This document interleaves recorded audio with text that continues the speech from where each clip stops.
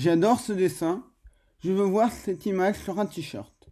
Notre histoire va évoquer des t-shirts, des robots, des dessins. Nous commençons sur Twitter. On y trouve des robots, des bots qui interagissent de manière automatique et qui ont été programmés pour ça. Certains peuvent être là pour de l'astroturfing, c'est-à-dire faire croire à un mouvement de foule, qu'un grand nombre de gens pensent quelque chose de précis, ce qui peut être utile pour faire pression sur un gouvernement, une entreprise, etc. En donnant une impression qu'un grand nombre de gens ont telle ou telle opinion. Mais ici, rien de tout cela, juste des robots qui surveillent les dessins et créations que postent des gens sur Twitter et regardent si des gens veulent voir ces créations sur un t-shirt. Oui, sur un t-shirt. Mais pourquoi diable vouloir surveiller ça?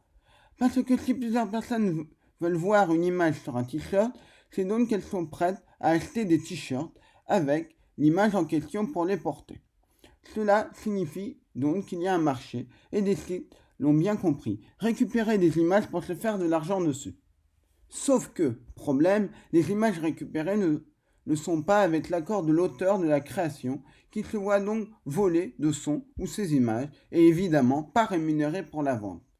Les tweetos ont vite remarqué ça et ont décidé de donner une bonne leçon à ces sites, en prenant le robot à son propre jeu, une sorte d'arroseur arrosé.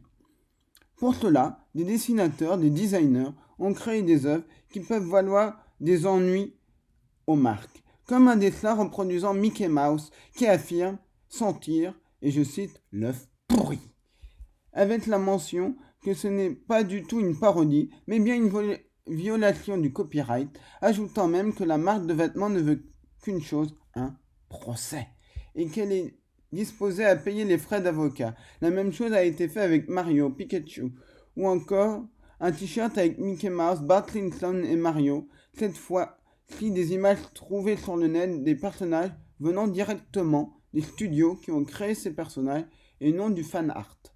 Avec écrit en gros Copyright Infringement dans la typo très colorée du jeu Mario. Un autre avec Bob l'éponge ou le fameux bébé Yoda qui a affolé la planète web.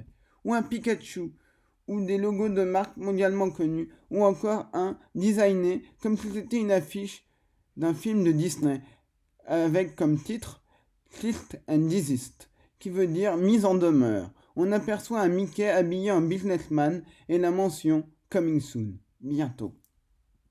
Ces t-shirts se sont donc retrouvés sans trop de difficultés sur le site de ces vendeurs, en très peu de temps, grâce aux internautes qui ont dit en masse vouloir ça sur des t-shirts. Certains ont décidé de faire la même chose avec écrit en anglais ce site vend des créations volées, n'achetez pas chez eux, comme nom de produit, cette fameuse phrase aussi.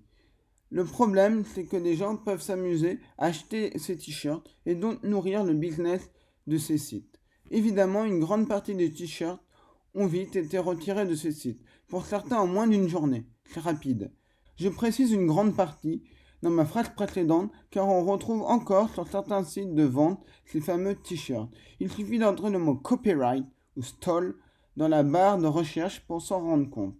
Dans le même esprit, mais là pas dans l'arnaque du tout, il y a des bots qui récupèrent des mots-clés précis ou ensemble de phrases dans un tweet et envoient une réponse totalement automatique, ce qui est parfois intégralement hors contexte.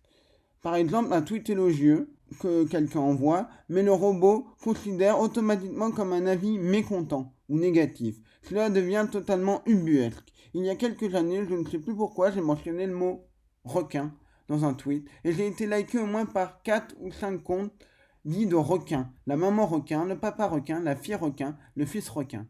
Ah, sacré bot.